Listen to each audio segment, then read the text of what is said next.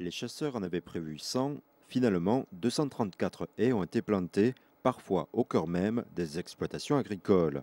Des haies, ou plutôt des bouchons. Il était clair que parler de haies, on a eu peur un petit peu de heurter le monde agricole, puisque bon, c'est qu'une haie, ça pousse en hauteur, ça pousse en largeur, ça c'est pas forcément contrôlable. Les bouchons, eux, sont contrôlables, puisque d'abord on maîtrisait la longueur dès le départ, et la largeur, puisqu'il existe des bouchons en 1 mètre, voire en 2 mètres. On sait qu'ils ont besoin de place pour retourner, on sait qu'ils ont des rampes de traitement, qu'il faut les passer dans certains endroits. Donc on a tenu compte de leurs besoins et ils nous ont bien écoutés aussi. Donc je pense que c'est un partenariat qui est fabuleux pour la première opération. L'opération sans bouchon s'est étendue sur 17 000 hectares et 12 communes. 11 137 plants de différentes essences ont été plantés par les chasseurs. Les perdreaux ou les lièvres viendront se protéger dessous. Quand on regarde un petit peu autour de nous, on voit que les grandes plaines sont quand même désertiques et qu'ils n'ont plus beaucoup d'endroits pour se protéger. Ça sert aussi de couloir écologique, puisque en répétant régulièrement ce genre de haies, on coupe un peu cette morne plaine. La Fédération départementale de la chasse a proposé aux écoles locales de participer à cette opération. Donc là, on va bien tailler le haut de l'arbuste et les petites racines. Contrairement à ce qu'on peut penser, tous les enfants ne connaissent pas tous les animaux tout proches, qu'on peut rencontrer près de chez eux.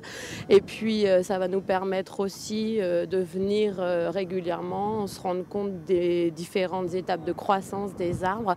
On a 35 endroits qui ont été plantés sur la commune de Saint-Martin. Donc à chaque fois, ça peut être comme ici au bout d'une gare à betteraves, ou éventuellement carrément sur des champs. Les propriétaires ont accepté de sacrifier une petite surface sur leur terrain, sur leur parcelle. Ces enfants ont pu planter leurs propres arbres. Malgré l'euphorie, la leçon semble avoir été comprise. Le lièvre, il court très vite avec ses grosses pattes. Les arbres, ils servent pour nourrir les animaux et à protéger les animaux. Ces bambins ne sont plus les seuls à s'intéresser à cette opération.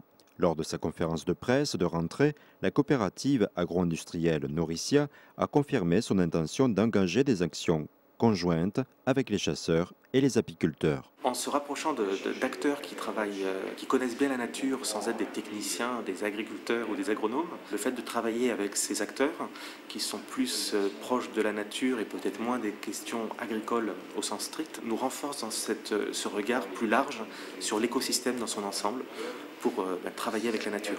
Agriculteurs et chasseurs partagent les mêmes terres. La prise en compte de l'environnement les conduit à se rapprocher. Ces bouchons pourraient bientôt devenir familiers de la campagne auboise.